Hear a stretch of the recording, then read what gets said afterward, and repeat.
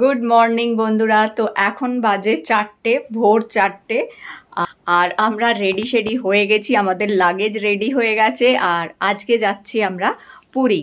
তো এখন 4টে বাজে, আর হাতে আমাদের 2 ঘন্টা সময় আছে। হাওড়া স্টেশন যেতে হবে, কারণ বন্দে ভারতে করে আজকে পুরী যাচ্ছি। তো চলো।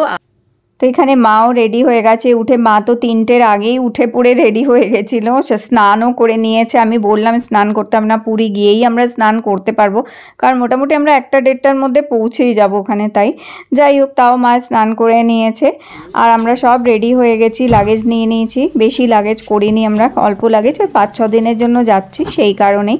বাবু গাড়ি নিয়ে চলে এসছে, তো এখন লাগেজ তুলে দিচ্ছি আমরা। আর যেহেতু হাওড়া স্টেশন যেতে হবে, আর 6টা 10-এ বন্দে ভারত, হাওড়া টু পুরী বন্দে ভারতটা 6টা 10-এ ছাড়ে, তাই তাড়াতাড়ি আমরা বেরিয়ে পড়লাম। এখন প্রায় 4টে 20 মতন বাজে, আর এখনও দিনের আলো ফোটেনি, একদমই দিনের আলো ফোটেনি, রাতই এখন প্রায় বলতে গেলে। আর বাইরে আলো জ্বলছে, দেখছো রাস্তাঘাট ফাঁকা ফাঁকা, লোকজন আছে, গাড়িও চলছে, সুন্দর আলো রয়েছে, বেশ সুন্দর লাগছে। এই দেখতে দেখতে আমরা হাওড়া ব্রিজে পৌঁছে গেছি। আর হাওড়া ব্রিজটা দেখলে এত মনে আনন্দ লাগে, ভীষণ ভীষণ আনন্দ হয়, কারণ এই হাওড়া ব্রিজ ক্রস করেই কোথাও যদি ঘুরতে যাওয়া হয়, তখন এই হাওড়া ব্রিজ ক্রস করেই যাই। আবার যখন কোথাও ঘুরে এসে যখন আবার কলকাতা ফেরত আসতে ইচ্ছা হয়, তখন এই হাওড়া ব্রিজ ক্রস করেই আমরা কলকাতায় ফেরত আসি। তাই এই হাওড়া ব্রিজটা দেখলেই কিন্তু ভীষণ আনন্দ লাগে আমার, আর সেটা ছোটোবেলা থেকেই আমার খুব আনন্দ লাগে এটাই। তো যাই হোক, এই দেখতে দেখতে দেখো হাওড়া ব্রিজ ক্রস করার পরে আমরা হাওড়া স্টেশনে পৌঁছে গেছি। আর বন্দে ভারত ট্রেনটা দাঁড়ায় 20 অথবা 21 নম্বর প্ল্যাটফর্মেই দাঁড়ায়, 20তে দাঁড়ায়, আদারওয়াইজ 21 নম্বর প্ল্যাটফর্মে আসে। তো আমরা ওই দিকেই নতুন স্টেশন যেগুলো হয়েছে, ওই যে 17 থেকে 23, 24 অবধি মনে হয় নতুন স্টেশনগুলো, সেখানেই আমরা দাঁড়াই। তো সেদিকেই চলে গেলাম। আর এই যে নতুন স্টেশনগুলো হয়েছে এত সুন্দর, ভেতরটা যেন মনে হয় পুরো এয়ারপোর্টের মতন, একদম খুব সুন্দর রাস্তা, খুবই সুন্দর করেছে, বেশ সুন্দর লাগছিল নতুন স্টেশনগুলো। তো দেখো এই যে যাচ্ছি, আমরা এগিয়ে যাচ্ছি নতুন স্টেশনগুলোর দিক থেকে। আর এবার গাড়িটা টার্ন করে নেব, আর টার্ন করে নিয়ে এই যে দেখো এইখানে এই যে লেখা রয়েছে দেখতেই পাচ্ছ, এইখান থেকেই সোজা গেলে নতুন স্টেশনের ইয়ে। আর গাড়ি নিয়ে যেতে হলে গাড়ির পার্কিং দিতে হয়, 1 ঘন্টার জন্য 300 টাকা পার্কিং আছে এখানে। কিন্তু গাড়ি যদি নিয়ে ঢুকতে হয় তাহলে 1 ঘন্টার জন্য 300 টাকা পার্কিং দিয়ে ঢুকতে হবে, প্লাস এখানে কিন্তু চেকিং হবে, গাড়ি চেকিং হবে, প্লাস লাগেজ চেকিং হবে। তো এই যে লাগেজ চেক হয়ে যাচ্ছে এখানে, লাগেজও চেকিং হবে আর গাড়িও চেকিং হয়ে যায়, চেকিং করে ঠোরে নিয়ে তারপরে কিন্তু গাড়ি ভেতরে যায়, প্লাস 300 টাকা তো দিতেই হয় 1 ঘন্টার জন্য। আর একটুও দেরি হয়ে গেলে কিন্তু আবার টাকা পে করতে হবে। বেশি বেরোবার সময় গাড়ি যদি একটু 5-10 মিনিটও দেরি হয়, তাহলে কিন্তু টাকা পে করতে হতে পারে। তো সেই জন্যে যারাই তো গাড়ি নিয়ে যাবে, তোমরা টাইম বুঝে কিন্তু সেই বুঝে গাড়ি বার করে নেবে, নাহলে আবার 10 মিনিট 15 মিনিট হয়ে গেলেও কিন্তু সেই এক্সট্রা 300 টাকা আরও দিতে হতে পারে।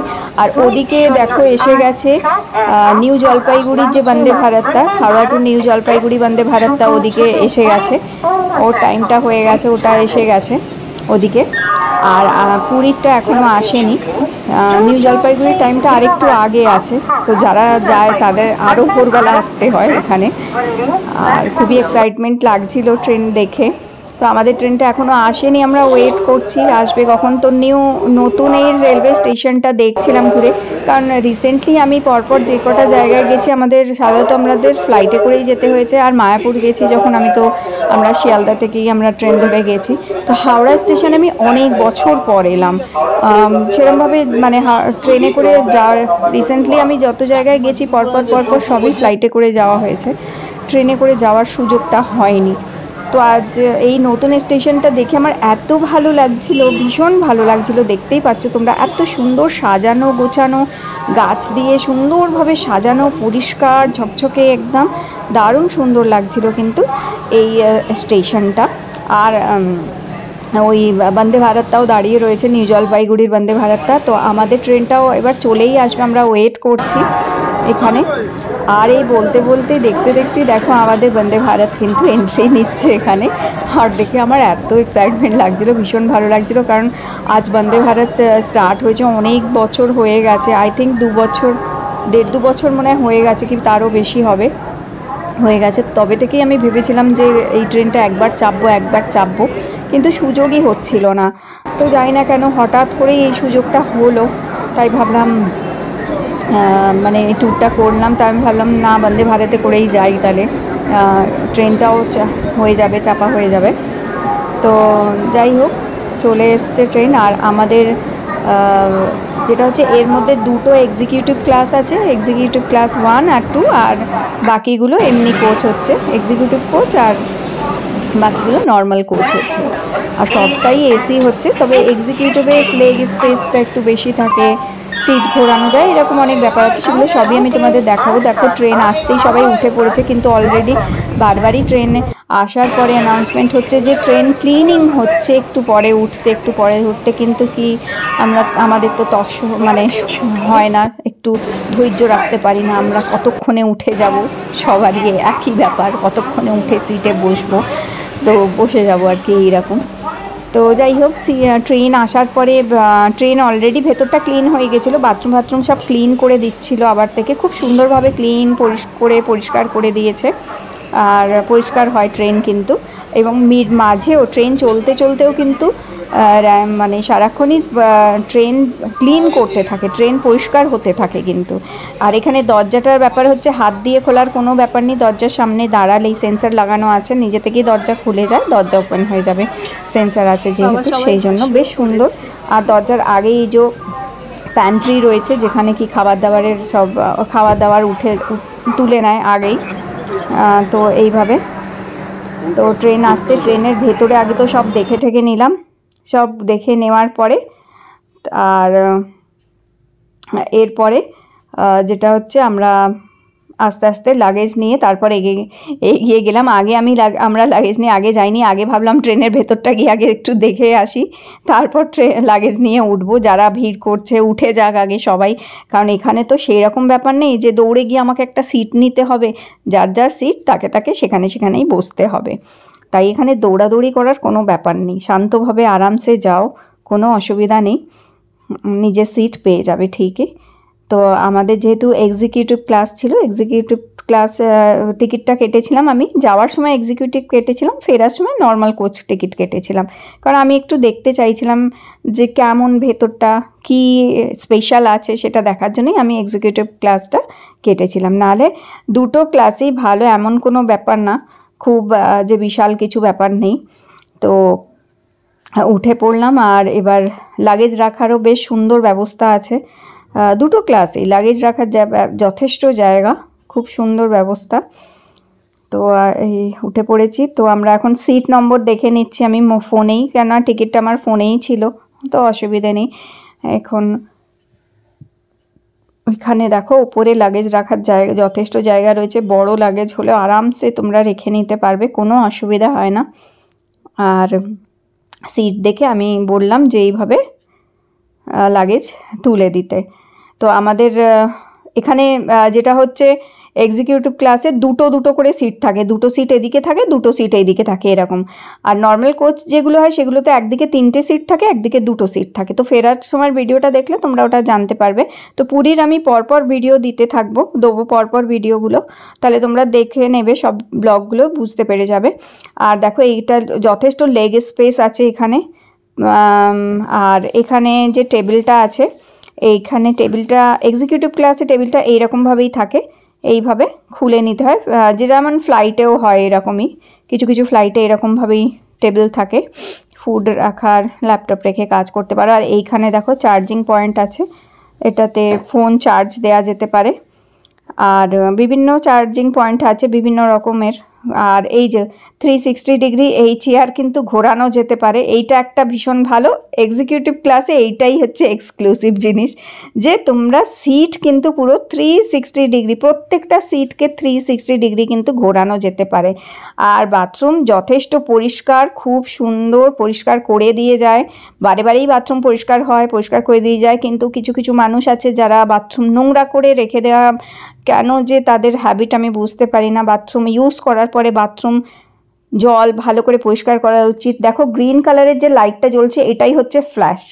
তো যারা আমার ভিডিও দেখবে কাইন্ডলি ফ্ল্যাশটাকে একবার টিপবে, জল ক্লিন হয়ে যাবে, আবার একবার করে অ্যাটলিস্ট দুবার তো তোমরা ফ্ল্যাশ অন করবে যাতে কি ক্লিন হয়ে যায়। আর এই যে দেখো ভ্যাকেন্ট আছে আর এঙ্গেজড আছে, এটাতে বুঝতে পারবে গ্রিন কালারে ভ্যাকেন্ট থাকলে মানে বাথরুম খালি আছে, এঙ্গেজ থাকলে বাথরুমটা কেউ আছে, এটা বুঝতে হবে। তো যথেষ্ট লেগ স্পেস আছে, ওপরে এরকম লাইট আছে, টাচ দিয়ে করে লাইট অন অফ করা যায়, কিন্তু এই লাইটটার কোনো প্রয়োজন হয় না, কারণ ট্রেনে সবসময় সারাক্ষণই ওই দুটো টিউবলাইট জ্বলতে থাকে। ফ্লাইটে যেমন হয় লাইটটা কমে যায় যখন আমাদের প্রয়োজন হলে, তখন আমরা আমাদের মাথার উপর যে লাইটটা থাকে সেটা জ্বালিয়ে নিয়ে আমরা পড়তে পারি, কিছু পড়া কিংবা কিছু দরকার হলে করতে পারি। কিন্তু এই ট্রেনে লাইট কিন্তু অফ হয় না। ফ্লাইটে যেমন লাইটটা ডিম হয়ে যায়, এখানে কিন্তু সেটা হয় না, অল টাইমই এই দুটো বড় যে লাইট যে দেওয়া আছে ট্রেনের ভেতরে সারাক্ষণই ওটা জ্বলতে থাকে। তাই মাথার উপরের এই লাইটটার আর মনে হয় না কোনো প্রয়োজন আছে। জানি না আগে হয়তো এটা কমিয়ে দেওয়া হতো, কিন্তু এখন হয়তো আমি তো সারাক্ষণই দেখলাম লাইটগুলো জ্বলছে আর কি। যাই হোক, তো এবার সামনে নেমে একটুখানি ফটোগ্রাফি করে নিলাম বন্দে ভারতে দাঁড়িয়ে, একটু সামনে ফটো তুলে নিলাম। সবাই করছে, আমি একা করছি বলে তা না, সবারই ভীষণ ক্রেজ, সবাই সেলফি নিচ্ছে করছে ট্রেন আসতেই, তো ফটো নিচ্ছে। তো আমিও একটুখানি দাঁড়িয়ে ফটো তুলে নিলাম বন্দে ভারতের সামনে, আর মাও বসে পড়েছে। তো ট্রেন এবার ছেড়ে দেবে, কেন সিগন্যাল দিয়ে দিয়েছে, আর আমরা আমাদের সিটটা ঘুরিয়ে নিলাম। ট্রেন ছেড়ে দিয়েছে, দেখো দেখতেই পাচ্ছ মুভ করছে, আর আমরা আমাদের সিটটা ঘুরিয়ে নিলাম। তো আমাদের ট্রেন এখন ছেড়ে দিয়েছে, আমরা সিট আবার ঘুরিয়ে নিলাম, এদিকে আগে ওদিকে মুভ করা ছিল, ঘুরিয়ে এইদিকে মুভ করে নিলাম। তো ট্রেন যেদিকে যাচ্ছে সিটের মুখ ওইদিকে ঘোরানো হয়ে গেছে। তো বন্দে ভারতের এই এক্সিকিউটিভ ক্লাসে আর একটা সুবিধা এটাই হচ্ছে যে তোমরা সিটটা ট্রেন যেদিকে যাচ্ছে সেদিকে সিটটা ঘুরিয়ে নিতে পারবে তোমরা যেদিকে ইচ্ছা। আমি বললাম প্রত্যেকটা সিটকে 360 ডিগ্রি কিন্তু ঘোরানো যায়, এটা একটা দারুণ ব্যাপার, দারুণ জিনিস হচ্ছে, যেটা নর্মাল কোচে নেই কিন্তু। তো যাই হোক, ট্রেন ছেড়ে দিয়েছে, তো আমি এই টেবিলটা খুলে নিলাম, কারণ আমি জানি একটার পর একটা এবার জিনিস আসতেই থাকবে, সেই জন্য মাকেও বললাম তুমিও এটা খুলে নাও, সিটটা এই টেবিলটা খুলে নাও। তো এইভাবে ট্রেন ছাড়ার এই 10-15 মিনিট পর আমি এটা খুলে দিলাম। আর দেখো এখানে খাবার দাবার জলের বোতল এগুলো সব নিয়ে যাচ্ছে। তো আমার ফোনে চার্জটা কমে গেছিলো, তাই আমি চার্জেও লাগিয়ে দিলাম। তো এই করতে করতেই দেখলাম ট্রেন ছাড়ার প্রায় 10 মিনিট পরে আমাদের জলের বোতল দেয়া হলো। সবার প্রথমে সবাইকে একটা করে জলের বোতল দিয়ে দিয়েছে, এখানে দেখো দেখতেই পাচ্ছ। তো এসিটা বেশ, ট্রেনের মধ্যে এসিটা বেশ ভালোই চলছিল, খুব বেশ ঠান্ডা লাগছিল, তো খুব ঠান্ডা লাগছিল আর কি। আচ্ছা, তারপরে আমাদের গুড মর্নিং রোজ দিয়ে গেল সবাইকে একটা করে।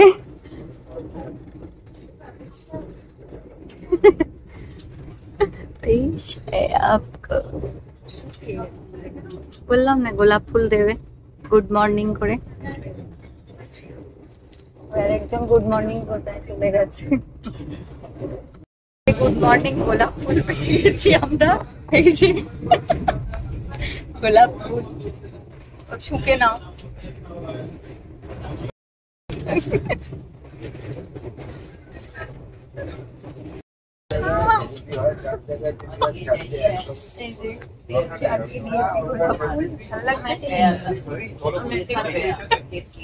গোলাপ ফুল লাগিয়ে নিয়েছি, দিয়েছি, কোথায় রাখবো তাই ভাবলাম মাথায় লাগিয়ে নিই। তো সবাইকে একটা করে গোলাপ ফুল দিয়ে যাবার পরে তারপরে দেয়া হলো নিউজ পেপার। তো যে যেমন news paper, Hindi Bangla English, বিভিন্ন রকমের নিউজ পেপার হিন্দি বাংলা ইংলিশে আছে আর কি। তো কোনো ইয়ে না, বাংলা বললে বাংলা যেটা হোক দিয়ে দিচ্ছে, ইংলিশ বললেও মানে যেটা দরকার নিতেই পারো। তো আমাদের সেরকম কোনো ব্যাপার ছিল না, তো যা হোক আমরা বললাম নিয়ে নিই একটা টাইম পাস করার জন্য একটু, কারণ এখন তো আর নিউজ পেপারের প্রয়োজন অত হয় না, মোবাইলেই তো সব দেখতে পাওয়া যায়, নিউজ পেয়েই যায়। তো তাও নিয়ে এলাম দুটো নিউজ পেপার, আর একটু এই দেখছিলাম, দেখতে দেখতে নিউজ পেপার দিয়ে গেল। News paper Hindi, Bangla, English আছে।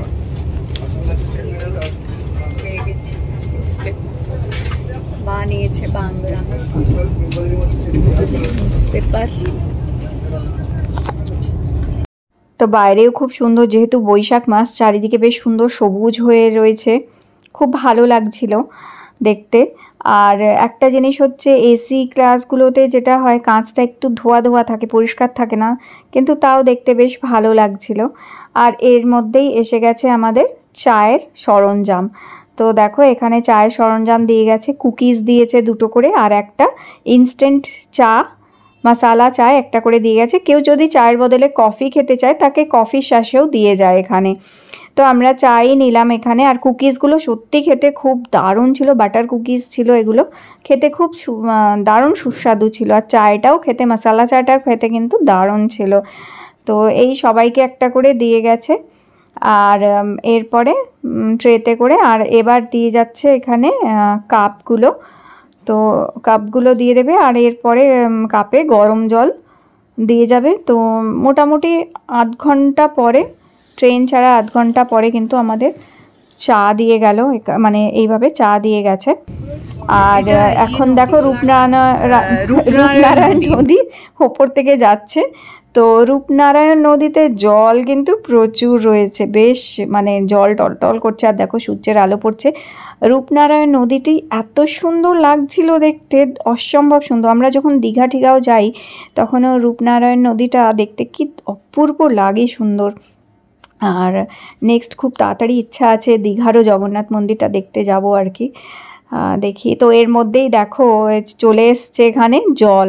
তো কাপের মধ্যে আমাদের জল দিয়ে দিল, আর এই জলের মধ্যে ওই চায়ের প্যাকেটটা খুলে এর মধ্যে ঢেলে, ওই একটা স্টিক থাকে ওটা দিয়ে গুলে নিয়ে চা আর কুকিজ খেতে খেতে আমি বাইরের দৃশ্য দেখতে দেখতে যাচ্ছিলাম। সত্যি খুব সুন্দর, দেখো সবুজ, এত সুন্দর লাগছে। বৈশাখ মাসে এটাই লাগে যে গাছপালা না এত সুন্দর সবুজ হয়ে থাকে, দেখতে খুব সুন্দর লাগে কিন্তু। আর এই দৃশ্য দেখতে দেখতে যাচ্ছিলাম। আর তারপরে এই যে ট্রেন লাইন, ট্রেন, এইসব অনেক দিন পর আমি দেখছিলাম, আমার খুবই ভালো লাগছিলো। কারণ আমি যেমন কি বললাম সাধারণত ফ্লাইটেই যাওয়া আসা হয়, ফ্লাইট মানে একদম বোরিং জার্নি, কিছুই দেখা যায় না। আচ্ছা, এই দেখতে দেখতে যেতে যেতেই আমাদের চলে আসলো ব্রেকফাস্ট। মোটামুটি 1.5-2 ঘন্টা পরে এসে গেছে আমাদের ব্রেকফাস্ট এখানে। তো ব্রেকফাস্টে বেশ ভালোই ব্রেকফাস্ট দিয়েছে। তো আমি আর মা ভেজ নিয়েছিলাম, আর আমার হাজব্যান্ড নন ভেজে নিয়েছিল। তো ও আমার পিছনের সিটে বসেছিল, আমাদের পাশের সিটটাতেই ছিল, কিন্তু যেহেতু একজন ভদ্রমহিলা সিট পেছনে পড়েছিল, ওনার ফ্যামিলি আগে ছিল, তো ওনার সাথে চেঞ্জ করে নিয়েছে ও, সে কারণে ও পিছন দিকে একটু চলে গেছিলো, কোনো অসুবিধা নাই তাতে। তো এখানে দেখো আমি নিয়েছিলাম উপমা, এখানে সুজির উপমা, ভেজিটেবলস দিয়ে খুব ভালো ঘি দিয়ে তৈরি করা, বাটার দিয়ে তৈরি করা সুজির উপমাটা ছিল, অসম্ভব টেস্টি ছিল খেতে। আর সাথে দিয়েছিল আরও কিছু জিনিস এখানে দিয়েছিল। তো দুটো করে কলা দিয়েছিল, দুটো করে সিঙ্গাপুরি কলা দিয়েছিল, আর দিয়েছিল জ্যাম একটা, বাটার একটা, 2 পিস ব্রাউন ব্রেড দিয়েছিল, আর একটা ভেজ ক্রিম কাপকেক হয় সেটা দিয়েছিল, স্যানিটাইজার দিয়েছিল, হ্যান্ড ওয়াইপস দিয়েছিল, হাত মোছার অনেক কিছু ছিল এই ব্রেকফাস্টের ট্রেটার মধ্যে। তো এই দেখো এখানে আমি এই যে দুটো এই একটা করে স্যানিটাইজার পাউচও দিয়েছে এইভাবে, প্লাস আবার ওয়েট স্যানিটাইজারও দিয়েছিল হাত মোছার জন্য, প্লাস আবার একটা পেপার ন্যাপকিনও ছিল, আর সসের প্যাকেট ছিল, আর এই দেখো জ্যাম দিয়েছে, আর এছাড়া দিয়েছে এখানে বাটার, আর আর দিয়েছে এখানে এই যে বাটার, আর এছাড়ার পর এখানে যেটা এই প্যাকেটটা, ও আর একটা দিয়েছিল অ্যাপেল জুস দিয়েছিল, আর এই যে পিওর ভেজ একদম কাপকেক ছিল, ক্রিম কাপকেক, আর এই যে অ্যাপেল জুস দিয়েছিল একটা। তো ভালোই পেট ভরা একদম ব্রেকফাস্ট ছিল, মানে খেলে বেশ অনেকটা পেট ভরা থাকে একদম, একটুও খিদে পাবে না। আর হ্যাঁ, এখানে নুন আর গোলমরিচও ছিল। তো এটা আমি আমার ভেজ প্লেটটা দেখাচ্ছি, আমি ননভেজ প্লেটটাও দেখাবো। আমি আমার হাজব্যান্ডকে বলেছিলাম যে তুই একটু ভিডিও করে রাখতেও, করে রেখেছে। দেখো সুজির উপমাটা খুব টেস্টি ছিল খেতে, দারুণ টেস্টি হয়েছিল সুজির উপমাটা। আর এই যে ব্রাউন ব্রেড দুটো এই প্যাকেটের মধ্যে আছে, দেখিয়ে দিয়ে দেখো, দুটো ব্রাউন ব্রেড এই প্যাকেটের মধ্যে। তো যথেষ্ট পেট ভরা ব্রেকফাস্ট, মানে যথেষ্ট খাবার ছিল, যথেষ্ট পরিমাণে আর কি। আর এইটা দেখো আমার হাজব্যান্ড যেটা নিয়েছিল আর কি, ও ননভেজ নিয়েছিল। তো এখানে ননভেজের মধ্যে ওই যেটা হয় ব্রেড থাকে, ওইরকমই কেক, কলা, কেক সবই সেম ছিল সব জিনিস, শুধু আমরা যেহেতু ভেজ তাই উপমা দিয়েছিল। আর ওকে দিয়েছিল আলু, কিছু সর্টেড ভেজিটেবল আর অমলেট ছিল, দুটো ডিমের মনে হয় অমলেট ছিল, দুটো ডিমের অমলেট আর সর্টেড ভেজিটেবলস, আলু, গাজর, কড়াইশুঁটি একটু সর্টে করা ছিল। তো এই ছিল ব্রেকফাস্ট দিয়েছিল, আর যথেষ্ট পেট ভরা ব্রেকফাস্ট ছিল এটা আর কি। তো ব্যাস আমরা ব্রেকফাস্ট খেলাম, আর ব্রেকফাস্ট খেতে খেতে তারপর এগিয়ে যাচ্ছিলাম আমাদের গন্তব্যের দিকে। আর এক্সিকিউটিভ ক্লাসে যেটা হয়, এসিটা প্রচণ্ড ঠান্ডা হয়ে যায়, এক এক সময় এত ঠান্ডা হয়ে যায় যে আমি ওড়নাটাকে তখন একদম চাদরের মতন করে গায়ে, মনে হচ্ছিলো যে কোনো শাল কিংবা কোনো চাদর কিছু যদি কিংবা নিয়ে আসতাম তাহলে কিন্তু ভালো হতো, মানে রাখতাম যদি সঙ্গে করে। প্রচণ্ড ঠান্ডা লাগছিলো একটা সময়, তো ওড়নাটাকেই আমি চাদরের মতন করে জড়িয়ে গায়ে দিয়ে নিয়েছিলাম। মারও খুব ঠান্ডা লাগছিলো, মাঝে আমি মাকেও আমার ওড়নাটাই দিয়ে দিলাম যে তুমি এইটা গায়ে দিয়ে অন্তত বসো, মানে এত ঠান্ডা লাগছিলো, কি করব, সব তো লাগেজের মধ্যেই রয়েছে। আর এই সব দেখতে দেখতে যাচ্ছি, হঠাৎ দেখি এক জায়গায় ট্রেনটা যাচ্ছে, বোগেনভেলিয়ার জঙ্গল, পুরো বোগেনভেলিয়ার নানান রকমের হলুদ, সাদা, লাল, তারপরে রানী কালার, এইরকম নানান রঙের পুরো বোগেনভেলিয়ার জঙ্গল থেকে যাচ্ছিল ট্রেনটা। মাঝে এক জায়গা থেকে অপূর্ব সুন্দর লাগছিল দেখতে, মানে কিছু কিছু জায়গাতে আমি ভিডিও করতে পারিনি, একদম এত সুন্দর পুরো জঙ্গল ভর্তি ফুলে। তো এর মধ্যেও মাঝে মাঝে কিন্তু চিপস, তারপরে আইসক্রিম, দই, এরকম নানান জিনিস যাচ্ছিলো যেগুলো কিনে খেতে হতো, পেড করে খেতে হতো। তো সেইগুলোও কিছু কিছু জিনিস যাচ্ছিলো, বাচ্চারা তো বায়না করে ট্রেনে যে এটা চাই ওটা চাই, এটা খাবো ওটা খাবো, তো অনেক কিছুই যাচ্ছিলো মাঝে মাঝে, সেগুলো কিন্তু কিনে খেতে হতো।